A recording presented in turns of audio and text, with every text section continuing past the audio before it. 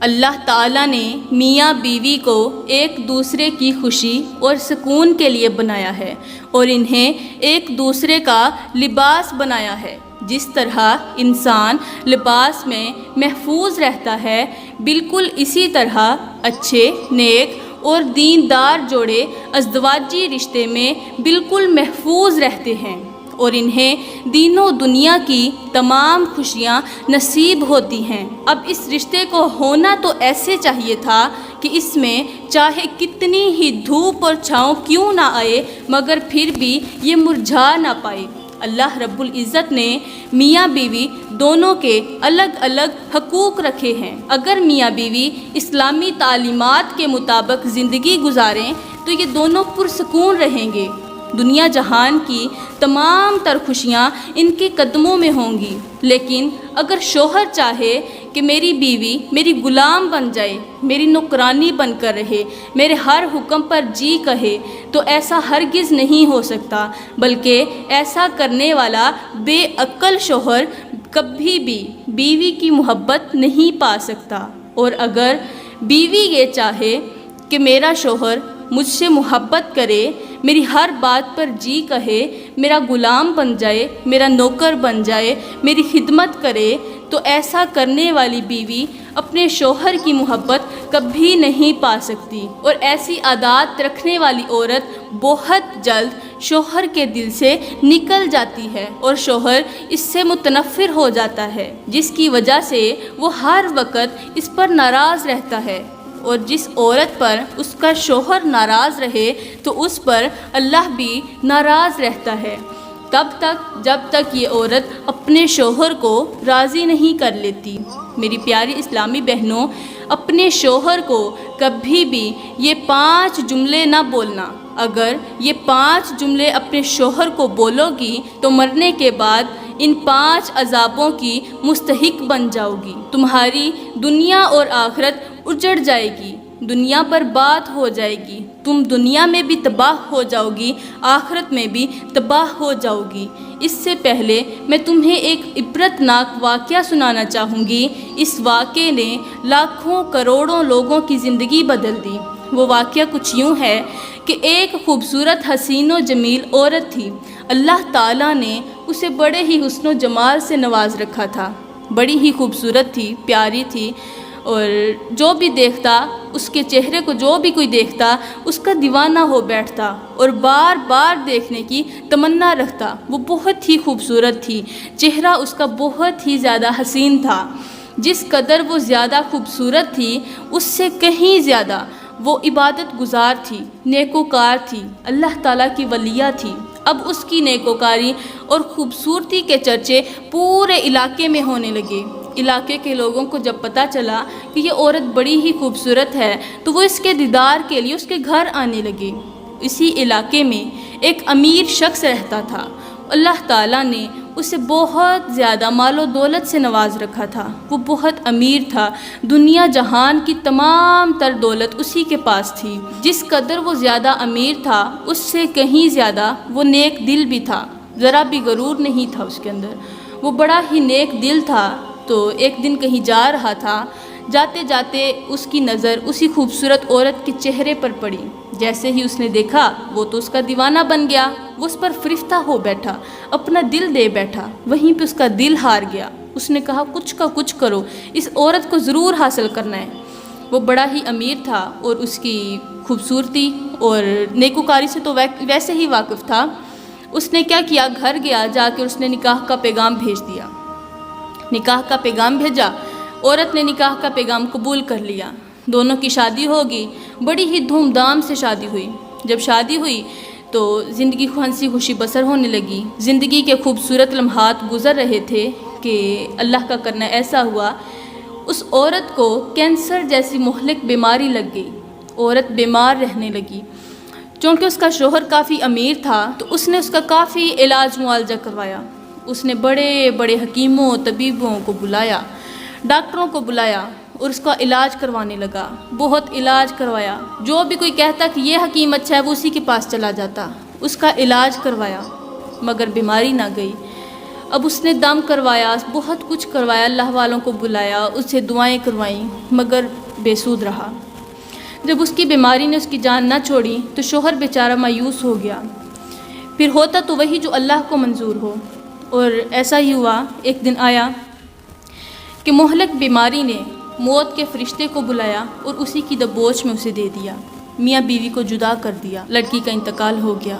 انتقال کے بعد جب عورتیں اس شریعت کے مطابق اسے غسل کفن دینے لگیں، ابھی عورتیں غسل دے رہی تھیں کہ غسل کے دوران انہوں نے دیکھا کہ اس کی خوبصورتی بدصورتی میں بدل چکی تھی، اس کا خوبصورت چہرہ بدصورت ہو چکا تھا، اس کا سفید رنگ سیاہ ہو چکا تھا، اس کی لاش کافی پھول چکی تھی۔ عورتیں دیکھ کر حیران ہو گئیں، ہر کوئی استغفر اللہ کہنے لگا، ہائے اللہ یہ کیا ہو گیا، یہ تو بڑی ہی خوبصورت تھی، یہ تو بڑی ہی پیاری تھی، اور یہ تو عبادت گزار بھی تھی۔ اب اس کے شوہر نے کہا کہ اس کی تدفین کرنے میں تاخیر نہ کی جائے، جلدی کرو اس کی تدفین کریں۔ جیسے ہی عزیز و اقارب نے اسے کندھے پر اٹھایا، اس کی میت کو کندھے پر اٹھایا، تو اٹھانے والوں کو یوں محسوس ہو رہا تھا جیسے انہوں نے کسی میت کو نہیں، کسی عورت کو نہیں، بلکہ کسی بھاری اور وزنی پتھر کو اپنے کندھے پر اٹھا رکھا ہے۔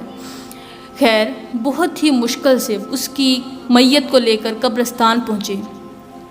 قبرستان میں جا کر اس کی نماز جنازہ پڑھائی۔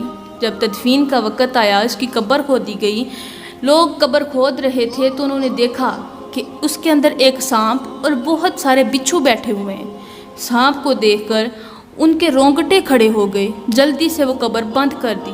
وہ قبر بند کی، دوسری جگہ کھدائی کرنے لگے، آخر اسے دفنانا تو تھا نا۔ دوسری جگہ قبر کھودی، اس قبر کے اندر پھر سے وہی سانپ اور وہی بچھو بیٹھے ہوئے ہیں۔ لوگوں کی چیخیں نکل گئیں کہ یہ کیا ہو گیا، یہ کیا ماجرا ہے۔ اب اس کو بند کر کے تیسری جگہ قبر کھودی۔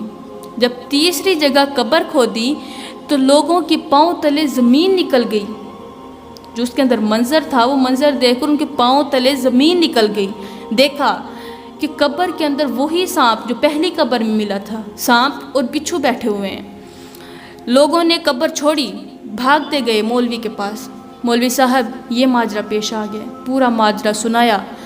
مولوی نے جب پورا ماجرا سنا تو کہا کہ تم جیسے بھی ہو اسی قبر کے اندر اسے دفن کر دو، کیونکہ تم جتنی بھی جگہوں پہ قبر کھودو گے اس کے اندر یہی سین نظر آئے گا۔ اب وہ لوگ پریشان۔ مولوی نے کہا یہ کوئی سانپ نہیں، یہ کوئی بچھو نہیں، بلکہ یہ اس کے عملوں کا نتیجہ ہے۔ لوگ پریشان کہ یہ تو بڑی ہی حسین و جمیل تھی اور عبادت گزار تھی، تو اس نے کون سے برے اعمال کر دیے کہ اس کی قبر میں اتنا بڑا عذاب آ گیا۔ خیر قبرستان گئے تو جب اسے لحد میں اتارنے لگے تو جیسے ہی ایک شخص اسے لحد میں اتارنے کے لیے قبر کے اندر اترا تو قبر میں اتنی تپش تھی، اس قدر گرمی تھی کہ اس تپش کی وجہ سے اس کے دونوں پاؤں جل گئے، جل کر راکھ ہو گئے، اس قدر تپش تھی۔ جلدی سے باہر آیا تو کسی بھی حال میں اسے دفن کیا۔ اور اب لوگوں کے ذہن میں صرف ایک ہی سوال گردش کر رہا تھا کہ آخر اس نے ایسے کون سے گناہ کیے ہیں جن کی وجہ سے اس قدر عذاب نازل ہوا۔ جب تدفین ہو گئی تو اس کے شوہر کے پاس گئے، جا کر کہا کہ ہمیں بھی بتا کہ تیری بیوی ایسے کون سے گناہ کرتی تھی کہ جن گناہوں کی وجہ سے آج اس کے اوپر اس قدر عذاب نازل ہوا۔ تو اس کے شوہر نے کہا کہ جو کچھ بھی ہوتا رہا میں چپ کر کے برداشت کرتا رہا۔ تو انہوں نے کہا نہیں جی وہ تو بڑی ہی نیکوکار تھی، وہ تو عبادت گزار تھی۔ تو اس کے شوہر نے کہا کہ ہاں وہ عبادت گزار تھی شادی سے پہلے، شادی کے بعد ساری کی ساری کہانی الٹ ہو گئی۔ کہا وہ کیسے؟ اس نے کہا جو کچھ بھی ہوا میں نے برداشت کیا ہے، میں نے اس پر صبر کیا، تو میں کسی کو بتانا تو نہیں چاہتا تھا کیونکہ وہ میری بیوی تھی، میں اس کا راز فاش تو نہیں کرنا چاہتا تھا، مگر اب سب نے جب دیکھ ہی لیا ہے، جب اللہ تعالیٰ نے سب کو دکھا ہی دیا ہے تو پھر میں تمہیں بتا ہی دیتا ہوں کہ کیا ماجرا تھا، وہ کون سے گناہ کرتی تھی۔ خدا را یہ گناہ جو میں آپ کو بتاؤں تو یہ اپنی عورتوں کو ضرور بتانا اور انہیں روکنا ان کاموں سے تاکہ وہ اس عذاب سے بچ سکیں۔ اگر وہ ایسے گناہ کریں گی تو پھر وہ بھی اسی عذاب کی مستحق بن جائیں گی۔ تو اب اس کے شوہر نے بتایا کہ وہ 5 ایسے جملے بولا کرتی تھی، ہر وقت ایسے جملے بولا کرتی تھی کہ جو میرے دل پر لگتے، مجھے پریشان کرتے، مجھے تکلیف دیتے۔ تو انہوں نے کہا جلدی بتا کہ وہ جملے کون سے ہیں۔ اب اس شخص نے کہا کہ وہ جملے کچھ یوں تھے کہ اس کا پہلا جملہ جو تھا وہ یہ تھا کہ وہ جو میری بیوی تھی وہ خوبصورت تھی، حسین و جمیل تھی، وہ ہر وقت خوبصورت ہونے کے ساتھ ساتھ ہر وقت میرے سامنے اپنی خوبصورتی پر، اپنے حسن پر، اپنے پیارے ہونے پر ناز کرتی تھی، غرور کرتی تھی، کہتی تھی دیکھ میں کتنی پیاری ہوں، کتنی خوبصورت ہوں میں، لوگ بھی میرے دیوانے ہیں، جو دیکھتا ہے میری تعریف کرتا ہے، تعریف کیے بغیر نہیں رہتا، اور تو جانوروں کی شکل جیسا ہے، تیری شکل ایسی جیسے جانوروں کی شکل ہو۔ تو اس کا یہ جملہ مجھے بہت ہی تکلیف دیتا تھا، حالانکہ میں اس کی ہر خواہش پوری کرتا تھا، وہ جو کہتی اس کے کہنے سے پہلے پوری کر دیتا۔ تو جب مجھے کہتی نا کہ تو دیکھ اپنی شکل دیکھ، تو جانوروں سے بھی بدتر ہے، تو یہ اس کا جملہ جو تھا نا یہ مجھے بہت تکلیف دیتا تھا۔ اور اس کا دوسرا جملہ جو تھا وہ یہ تھا، میں جب بھی اسے کسی کام کے لیے بولتا کہ جاؤ میرا یہ کام کر دو، شوہر ہوں بیوی سے ہی کہوں گا نا، تو جب بھی اسے کہتا کہ یہ کام کر دو تو آگے سے کہتی میں تیرے باپ کی ملازم تھوڑی ہوں، میں کیوں کروں، میں کون ہوں، میں تیری ملازم ہوں، تو نے کام کروانے کے لیے مجھ سے شادی کی تھی، میں تیرا کام کیوں کروں۔ تو جب وہ یہ جواب دیتی تو میرا دل چکنا چور ہو جاتا، میرا دل ٹوٹ جاتا تھا، مجھے بہت تکلیف ہوتی۔ اب اس کا تیسرا جملہ یہ تھا کہ وہ میرے والدین کو گالیاں دیتی تھی، مجھے کہتی تھی لعنت ہو تیرے باپ پر، لعنت ہو تیری ماں پر، تیرے بہن بھائیوں پر، تیری ماں پر لعنت ہو جس نے تجھ جیسے بیٹے کو جنم دیا، تیری ماں پر لعنت ہو جس نے تجھ جیسے بیٹے کو جنم دیا، تجھے جنم دینے سے تو اچھا تھا وہ مر ہی جاتی۔ وہ میرے والدین کو گالیاں دیتی تھی، اور جو شخص کسی کو گالیاں دیتا ہے اللہ تعالیٰ اس کی قبر میں ایک سانپ مسلط کرتا ہے، جو سانپ اسے ایک ڈانگ مارتا ہے اور وہ 70 گز زمین میں نیچے دھنس جاتا ہے۔ تو اس کی قبر میں بھی یہی عذاب دیکھنے کو ملا تھا۔ پھر اس نے کہا اس کا چوتھا جملہ یہ تھا کہ میں جب بھی اپنی بیوی سے اظہار محبت کرتا، جب بھی اسے کہتا میں تجھ سے بڑا ہی پیار کرتا ہوں، میں تجھ سے محبت کرتا ہوں، تو آگے سے کہتی ہاں میری ہی قسمت پھوٹی تھی کہ میں نے تجھ سے شادی کر لی، تجھے کون دیتا تھا۔ وہ میری اس قدر محبت کے بدلے مجھ سے اتنی نفرت کرتی تھی کہ میرا دل ٹوٹ جاتا تھا، اس کے ان جملوں کی وجہ سے میرا دل ٹوٹ جاتا تھا۔ خدا را کبھی کسی کا دل مت دکھانا، کسی کا دل مت توڑنا۔ اس کا 5واں جملہ یہ تھا کہ میں اس سے جب پوچھتا کہ تم مجھ سے محبت کرتی ہے، کہ تیرے دل میں بھی میرے لیے محبت ہے، تو آگے سے جواب دیتی کہ تجھ سے محبت کرنے سے تو بہتر یہی ہے کہ بندہ کسی جانور سے پیار کر لے، کسی کتے سے پیار کر لے۔ بس اس کے یہی جملے جو تھے نا، یہ 5 جملے ہر وقت مجھے اذیت میں مبتلا کرتے تھے۔ اور جب وہ کہتی تھی نا کہ تو بڑا ہی بدصورت ہے، وہ دن میں ایک بار نہیں کئی بار یہ جملے بولتی تھی، اور میرا دل اتنی بار ہی دکھتا تھا۔ جب بھی کوئی جملہ بولتی میرا دل دکھتا، اذیت دیتا، مجھے پریشانی دیتا، مجھے تکلیف دیتا، میرا دل ٹوٹ کر چکنا چور ہو جاتا۔ کیا محبت کرنے والوں کے ساتھ بھی ایسا کیا جاتا ہے؟ ہرگز نہیں۔ تو مجھے لگتا ہے کہ اس کے ان 5 جملوں کی وجہ سے آج اس کی قبر میں دردناک عذاب ہے۔ تو خدارا میری اسلامی بہنوں، ان 5 جملوں سے سخت نفرت کرنا، یہ کبھی بھی اپنے شوہر کے سامنے نہ بولنا۔ میں دعا کرتی ہوں کہ اللہ تعالی ہمیں ان 5 جملوں سے سخت نفرت کرنے کی توفیق عطا فرمائے۔ اللہ تعالی ہمیں گناہوں سے توبہ کرنے کی توفیق عطا فرمائے، ہمیں اپنے شوہر کی فرما بردار بنائے۔ آمین ثم آمین، وما علینا الا البلاغ المبین۔